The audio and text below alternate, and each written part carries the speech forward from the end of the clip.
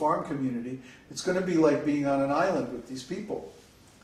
So who would you like to be stranded on a desert island with?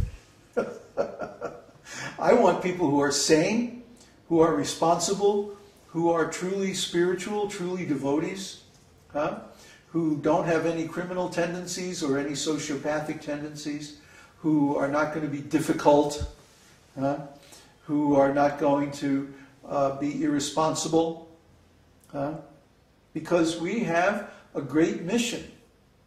It's a very important mission. So especially the people who come in the beginning have to be first class. Very, very sincere. That's what I mean by first class. Not like, you don't have to be Superman or something like that, but you have to be very, very sincere and honest and willing to follow the process of Krishna consciousness. That's the main thing. So are there more questions? Yes. Just a second. Hi, this is David Lugan. Please accept my humble obeisances. I have a question for Babaji.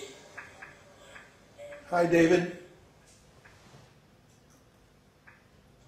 Hi, I would like to know who makes the decision on which division of human society a person belongs to in the community, and at what time does this occur, and can someone upgrade?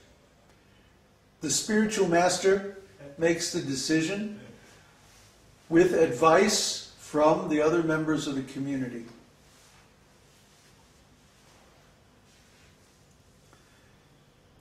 And that can happen anytime. What's that?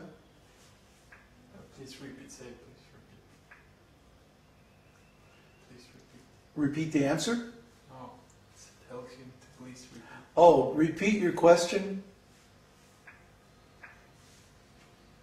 Okay, I was asking, would the full-time monks be considered brahmanas 100% of the time? No, not necessarily.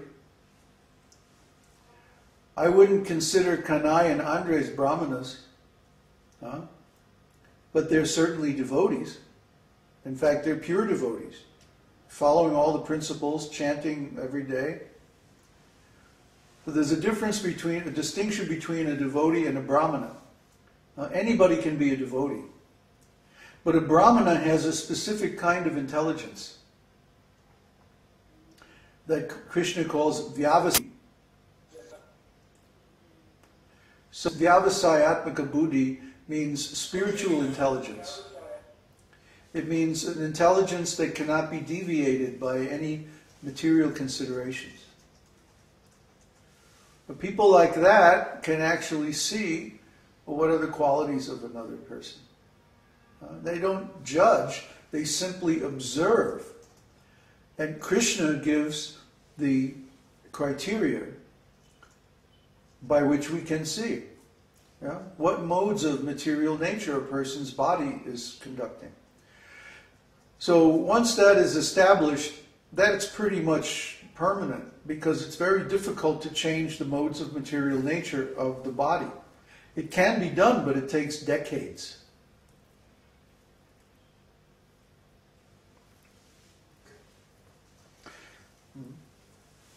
Another question? Yeah. Okay, last question. If someone's told that they're in the mode of passion or ignorance, isn't that kind of demeaning? They demean themselves by engaging in those modes. The body that a person gets is dependent on their previous activities. So you can't change what you did in your previous life. You can't change the consciousness that your parents were in at the moment of conception. All these things influence the modes of material nature of the present body.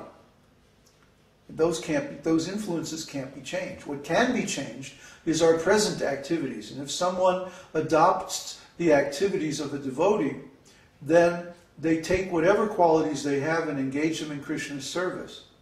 But it's not bad to be a kshatriya or a vaishya or a shudra. It's not a bad thing. It's just what you are. What your body is, rather. You are a spirit soul. You can choose at any moment to remember Krishna.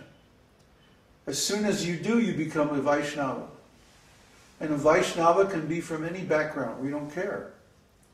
The point is to follow the process.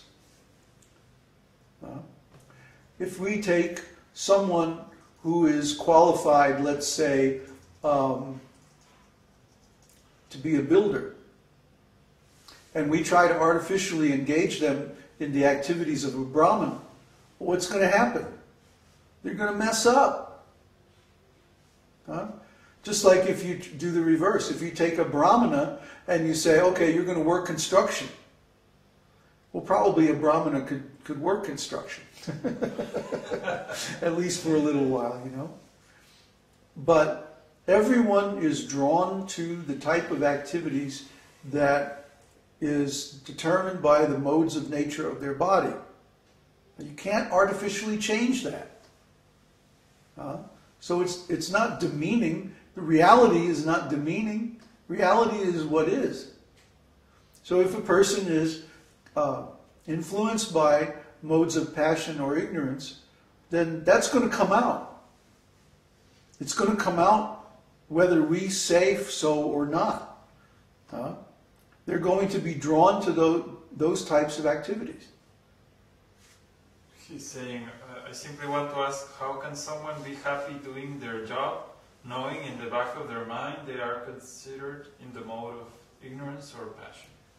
But what's real? Do you have two eyes? Do you have one nose? Is your body in the mode of passion or ignorance? It's going to come out. Just like if a person has a body that has brown skin, they can't hide it. Similarly, a person can't hide being in the mode of passion or ignorance. But there's a way, once we accept that, there's a way to engage any of those qualities in Krishna's service. After all, the modes of passion and ignorance are his energy as well. But they can't do the job of a Brahmin, that's all. A Brahmana has to be in the mode of goodness. So we can't artificially take people in the modes of passion and ignorance and say that they're a Brahmana.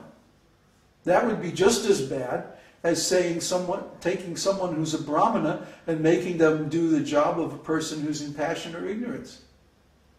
Actually worse, because the person in ignorance cannot do the job of a person in the mode of goodness, while a person in the mode of goodness actually could do the job of a person in passion or ignorance, at least temporarily, on an emergency basis. So you have to understand these three modes of nature. I think you probably have a misunderstanding of the modes of nature. Goodness, passion, and ignorance, or sattva, rajas, and tamas. You have to clear those terms. Have a very clear understanding of those terms. We have a document on our site. I think there's a link to it in the Jyotish course, in the Introduction to Jyotish course, that describes all of the symptoms of the three modes of material nature very elaborately. You should study that. Get comfortable with it. Yes? I think it's perceived like some kind of racism, but this is not the right approach. No. Because it's like, we would say, who can run 100 meters in less than 10 seconds?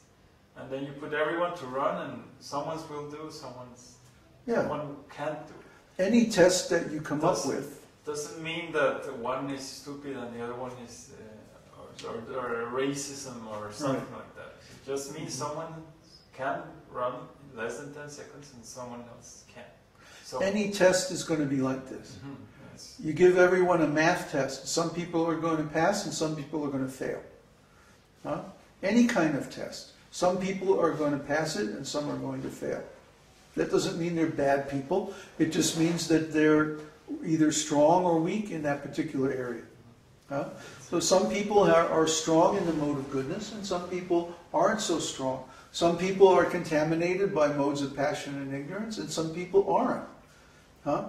It's just like if you go to the doctor and he says, oh, you have this particular condition. It doesn't mean you're a bad person. It means you have to adjust your activities to compensate for that condition. You see? Just like if you have a cold, you shouldn't be drinking a lot of milk products and yogurt. You see? Because that's going to increase the mucus. Huh? So if you have a condition where your body is influenced by the mode of ignorance, then you shouldn't accept any activities in the mode of ignorance. Immediately stop intoxication, stop meat eating, stop all these things. Start performing activities in the mode of goodness, and then you will gradually acquire those qualities. But it takes time. It takes years.